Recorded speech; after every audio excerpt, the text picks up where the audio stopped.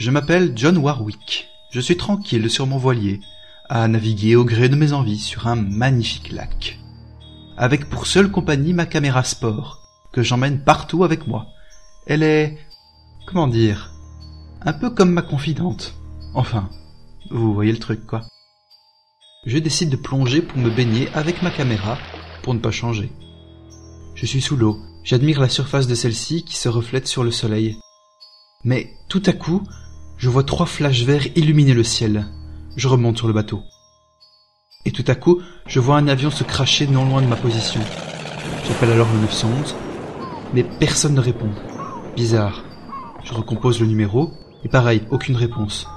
Pire, après plusieurs appels, un répondeur me dit que ce numéro n'était plus attribué. Je décide d'aller leur porter secours moi-même, mais un avion grande ligne cette fois vient de tomber ici, pas loin de moi. Merde, mais que se passe-t-il encore? Quand je rentre à quai, je déambule dans une ville totalement morte. Plus un seul habitant. Tout ce qui reste d'eux sont les vêtements et les affaires qu'ils portaient lors de leur disparition. Donc voilà, on est le lundi 29 avril 2024, il est 14 heures, ça fait un peu plus d'une journée que l'espèce humaine a été balayée de la surface de la Terre. J'ai vérifié les abris atomiques, les églises, et donc il semble qu'à peu près tout le monde a été vaporisé suite au triple flash vert, à une heure où les gens normaux ne sont pas supposés être sous l'eau. J'entre dans une maison. Bon, chers éventuels téléspectateurs, j'ai trouvé à manger et à boire. Donc il semblerait que les modalités de survie soient tout à fait acceptables, dira-t-on. L'électricité fonctionne encore, et il y a toujours l'eau courante. Et je dois dire que je voyais la fin du monde un peu plus agitée que ça.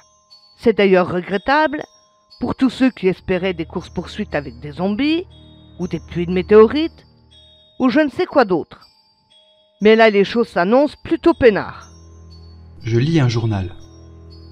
La centrale à fusion polarisée baptisée Alarana est à nouveau au centre des débats. Démarrée la semaine dernière pour une deuxième série de tests, elle est toujours critiquée par certains, qui n'y voient ni plus ni moins le moyen d'éradiquer l'espèce humaine à tout jamais. Un militant écologiste s'est introduit à maintes reprises dans le périmètre sécurisé de la centrale, prétendant étudier les possibilités de mettre fin à l'espèce humaine, pour sauver la planète.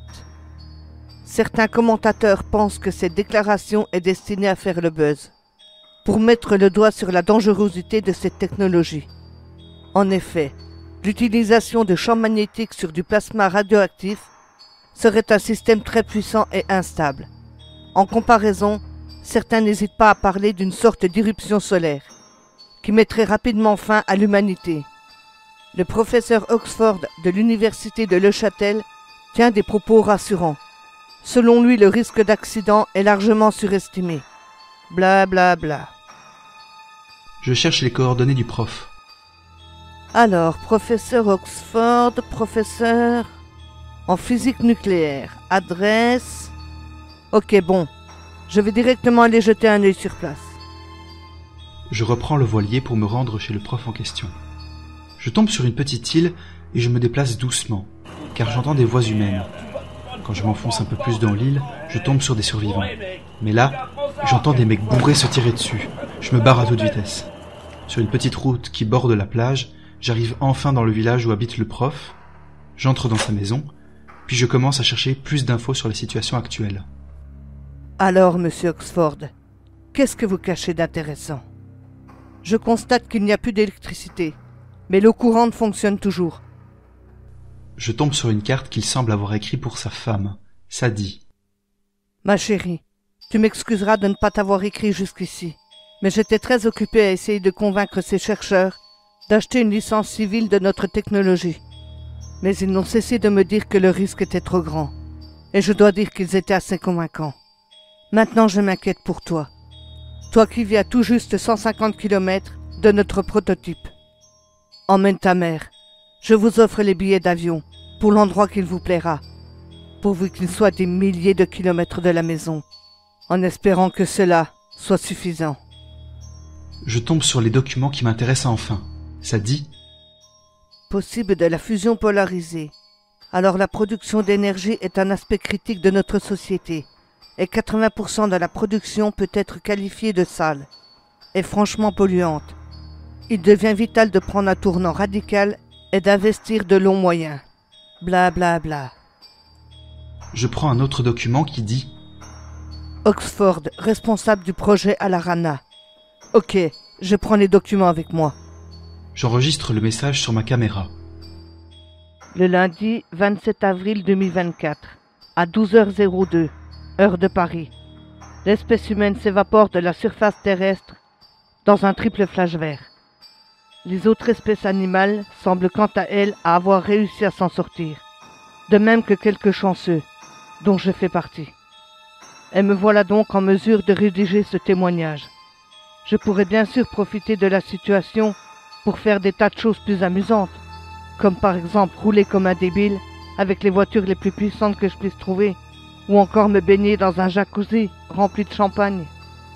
Mais non, moi je suis le type qui va comprendre ce qu'il s'est passé, et qui va compiler ses découvertes par écrit. Parce que je doute que d'autres survivants, avec leur QI d'amphibien primitif, soient en mesure d'accomplir ce travail. D'ailleurs, je suis déjà sur une piste.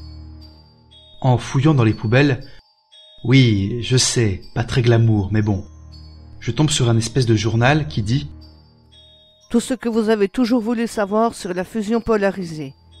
La fusion polarisée produit une quantité inimaginable d'énergie, sans dégager de pollution. Température de plus de 2 milliards de degrés. La centrale est installée au milieu du lieu dit Le Creusot, près du lac d'Aiguebelette, qui se situe dans l'avant-pays savoyard. C'est le domicile secondaire d'Oxford. Ah bah putain, c'est pas trop tôt !» Ok, je prends la carte et je fais mon tracé pour me rendre sur place. J'écris sur mon bloc-notes. Aujourd'hui, jeudi 2 mai 2024, j'ai trouvé des informations au sujet d'une centrale nucléaire expérimentale, de nouvelle génération, dite à fusion polarisée, située non loin de l'ancienne cité romaine du Creusot en Savoie. Il semble que même un principal responsable du projet commençait à y voir un danger pour l'humanité. Je ne suis pas encore très au clair sur le sujet. Je pense que je vais partir voir ça de plus près. Et je vous donnerai de plus amples informations. Mais tout à coup, j'entends des voix dans la rue. C'est sans nul doute les types bourrés de l'autre jour. J'entends un prénom, David visiblement. Ils sont encore en train de s'engueuler et de tirer des coups de feu. Alors il y a David qui est tout le temps bourré. Et ses potes, un peu plus nets, mais pas forcément plus intelligents, qui veulent aller faire un karting. Le problème est que David est plutôt motivé pour un paintball. Mais je crois qu'ils vont plutôt rester ici à décuver et à se taper dessus cette bande d'imbéciles heureux. Et donc je suis définitivement incapable de trouver que la disparition de mon espèce puisse être une mauvaise chose. Ça fait quand même une sacrée bande de débiles en moins. Et comme ils devaient tous finir par crever un jour, autant que ça soit fait rapidement et sans souffrance. Je les imaginais en train de crever de faim et de poster leur longue agonie jusqu'à la fin, grâce à leur téléphone portable, plus intelligent qu'eux. Non, vraiment, c'est bien de ne pas en être arrivé là. Je laisse la nuit passer. Je reste prudent, le lendemain je prends une douche, puis je me fais un café. Mais d'un seul coup, j'entends le moteur d'une bagnole. Je décide de m'enfuir, en volant les clés de la voiture d'Oxford. Mais je dois monter à l'étage, car les mecs se sont arrêtés pile devant la maison. Ils entrent dans celle-ci. Visiblement, ils en ont après Oxford. Je réussis à sauter par la fenêtre du premier étage, je prends sa bagnole et je m'enfuis sans demander mon reste. Le véhicule bip sans arrêt, et évidemment, j'ai pas eu le temps d'attacher ma ceinture. Avec ce tas de cons à mes trousses, une fois cela fait, ouf, ça ne bip plus. Je me dirige maintenant vers la Savoie. Et voilà, chers téléspectateurs, comme vous le voyez, je suis en train de rouler pour aller voir de près la centrale à fusion polarisée. Donc le trajet se déroule bien, malgré tous les cadavres de véhicules qui jonchent la route. À vrai dire, c'était bien plus emmerdant au temps où il y avait un abruti au volant de chaque véhicule. Là, les choses sont bien plus prévisibles, même s'il faut slalomer un peu. Mais c'est bien agréable de ne pas être entouré de connards. Je continue donc mon petit bonhomme de chemin. Arrivé au panneau danger radioactivité, je stoppe la voiture, je prends mes affaires et me voilà parti à la recherche de cette fameuse centrale. Et tout à coup, je tombe dessus. C'est fascinant et gigantesque à cette distance. Je suis vraiment très près là, mais très vite, j'entends de nouveau des tirs. Je m'enfuis en courant, au bout d'un moment. Je tombe sur un tas de vêtements, ainsi qu'une caméra que je saisis au passage, qui se trouve au bord du chemin que j'avais emprunté. Je regarde celle-ci, où un type avec d'énormes lunettes assez bizarres s'exprime. C'est Oxford.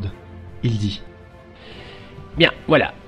Pour compléter mes recherches sur la manière dont cette centrale serait en mesure d'éradiquer l'espèce humaine, voici quelques images tournées sur le vif, dans le périmètre interdit de la centrale. Nous sommes le lundi 27 avril 2004, et il est midi 2. En regardant les images, je vois les 3 flashs verts. Puis tout à coup, l'homme s'effondre au sol. Mais quand la caméra percute celui-ci, je ne vois plus que les vêtements de Oxford, comme vu précédemment en ville. Le gars, lui, avait littéralement disparu. Je prends la caméra, fouille son pantalon, et j'y trouve des clés, ainsi qu'un portefeuille. Je les prends et je quitte les lieux. Je parcours la forêt pour me retrouver au bord d'une route. Un véhicule noir est stationné à côté d'un transformateur. Je vérifie si tout est ok. En ouvrant la portière, je constate que les clés sont sur le contact.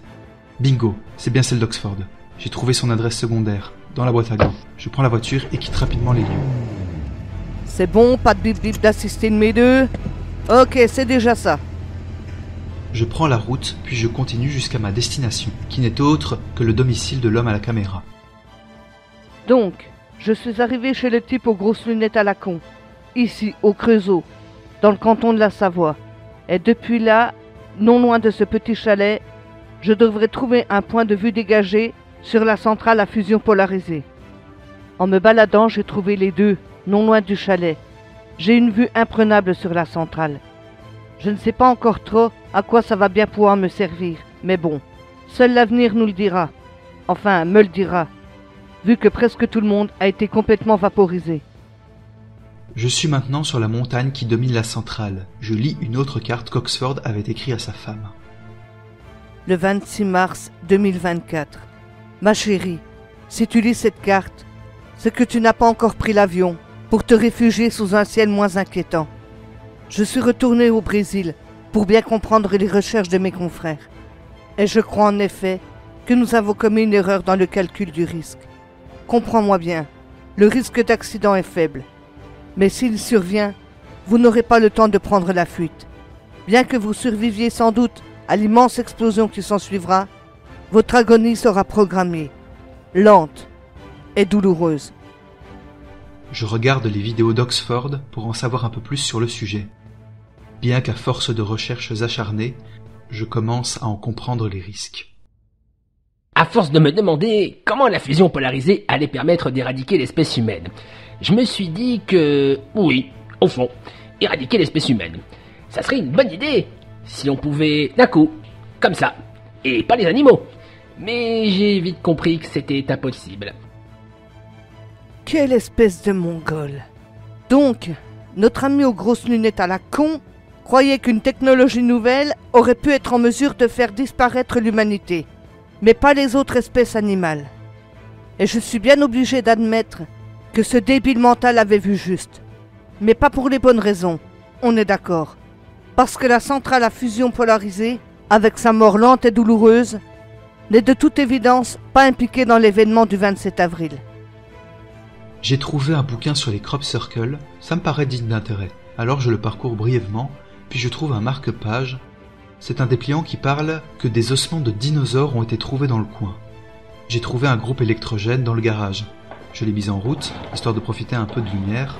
Le soir venu, je ne risque rien, je suis perdu au milieu de nulle part. Je décide à nouveau de feuilleter le livre sur les crop circles. Tout à coup, je tombe sur un truc intéressant. Cette magnifique formation est apparue il y a peu, dans la région de Stonehenge. Des mathématiciens prétendent y avoir décrypté la date du 27 avril 2024, 12h02. La date et l'heure exacte où tout ça s'est produit. Je referme le livre, convaincu d'une chose. Et si tout cela n'était pas dû au hasard? En parallèle, je continue mes recherches. Le samedi 5 mai 2024, j'ai enfin découvert, encodé dans un crop circle, une date qui semble démontrer que les extraterrestres sont bel et bien responsables de ce qu'il s'est passé, même si je n'ai aucune certitude quant à leurs intentions. Ont-ils voulu avoir le champ libre pour piller nos ressources? Sinon ont-ils agi pour le bien de notre planète? En tout cas, je les remercie d'avoir lancé leur rayon mortel à un moment si opportun, de m'avoir fait cadeau de ce nouveau monde, retourné à l'âge des dinosaures. Je refais une petite vidéo de mes dernières trouvailles. Bon, eh bien, je suis tout ce qui reste de ma race, et je m'appelle... Chier. C'est complètement à chier. Ok, on reprend. Donc, si vous pouvez me voir et m'entendre, c'est que vous avez compris le fonctionnement de cette petite merveille de technologie que je tiens entre les mains. Ça vous donnera une petite idée de ce que mon espèce a pu accomplir jusqu'à maintenant. À savoir, jusqu'à ce que vous ayez décidé de l'éradiquer avec votre rayon vert. Mais au fond, c'est juste un petit gadget complètement inutile. Donc je comprends bien que vous l'ayez fait éradiquer comme ça.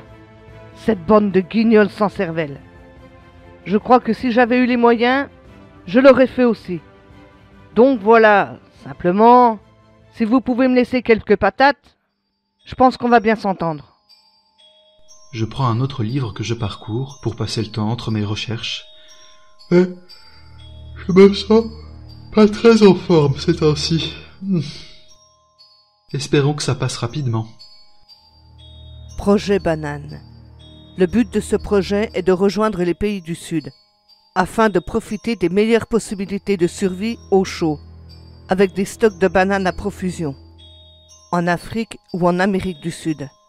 L'Afrique ayant le défaut d'entraîner le plus fort risque de paludisme, mais présentant aussi l'avantage, comme les Africains ne savent pas nager, de ne pas risquer de rencontrer des survivants. Donc moins de risque de se faire emmerder.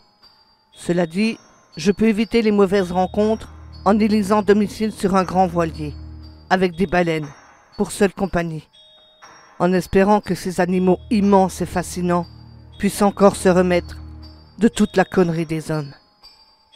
Je réécoute une partie de la vidéo d'Oxford. Alors voilà, chers amis, depuis le temps que je m'intéresse à la fusion polarisée, j'ai fini par comprendre quelque chose de très important.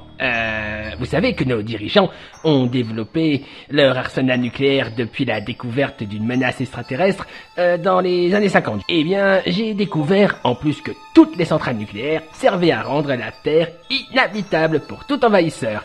Et un brin trop brutal. En d'autres termes, notre planète est aujourd'hui piégée, afin de dissuader nos ennemis de nous balayer d'un revers de la main. Quoi? À force de me demander comment la fusion polarisée allait permettre d'éradiquer l'espèce humaine, je me suis dit que, oui, au fond, éradiquer l'espèce humaine, ça serait une bonne idée, si on pouvait d'un coup, comme ça, et pas les animaux. Mais j'ai vite compris que c'était impossible. En effet, ce que le schéma apocalyptique ne nous dit pas, c'est que près de 500 réacteurs nucléaires resteraient à l'abandon aux quatre coins du globe et finiraient par laisser fuir des quantités immenses de radioactivité dans l'air, condamnant toute forme de vie à moyen terme. C'est écrit dans mon livre, donc voilà, tant pis, il ne me reste plus qu'à aller filmer des insectes dans mon jardin. Je reprends immédiatement le livre d'Oxford pour m'assurer qu'ils disent vrai. Si les humains cesseraient de maintenir leur centrale, il ne faudrait sans doute pas plus de quelques jours avant que les réacteurs se mettent en mode d'arrêt d'urgence, stoppant la production et la combustion d'énergie. Cela dit, le combustible resterait hautement radioactif durant des siècles, et les fuites toxiques ne mettraient pas plus de quelques jours à se généraliser en contaminant lentement la totalité du globe terrestre. Merde, il disait donc vrai. Je vais donc mourir bêtement et seul au monde. Franchement, je n'envisageais pas ma fin de vie de cette façon. Jeudi 7 mai 2024. Tout est foutu. Bientôt les centrales nucléaires vont commencer à rejeter leur saleté un peu partout. Et ça va faire crever tous les survivants. Parce qu'une bande d'abrutis a décidé de miner notre planète avec des centrales nucléaires. Et donc, contrairement à ce que la science-fiction nous a fait croire, tout espoir de voir notre espèce repartir sur des bases nouvelles après une grande catastrophe est illusoire. Putain, mais c'est pas vrai, quoi. En même temps, j'écoute l'enregistrement de ce taré d'Oxford qui dit Ah mais attendez, je ne vous ai toujours pas raconté la meilleure. C'est que l'autre jour, j'ai été comme aspiré dans un rayon vert.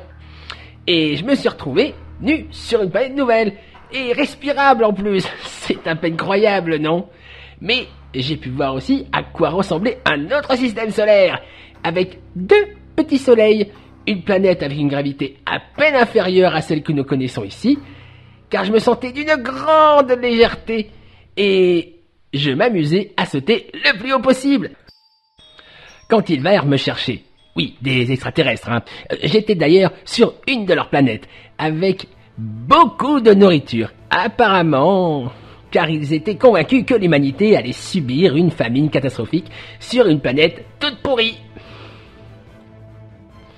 Et parce qu'ils pensaient aussi que les formes de vie intelligentes étaient bien trop rares pour ne pas mériter une seconde chance, ils étaient donc en train de tester leur système de téléportation par rayon vert sur moi. Et un test réussi apparemment, même s'ils étaient un petit peu désolés de ne pas être parvenus à emporter mes vêtements avec... Et oui, parce que ce que depuis le début j'étais... Non. Quoi? Attendez! J'ai stoppé l'enregistrement pour sortir dehors et hurler à plein poumon. Hé, des extraterrestres! Je suis là!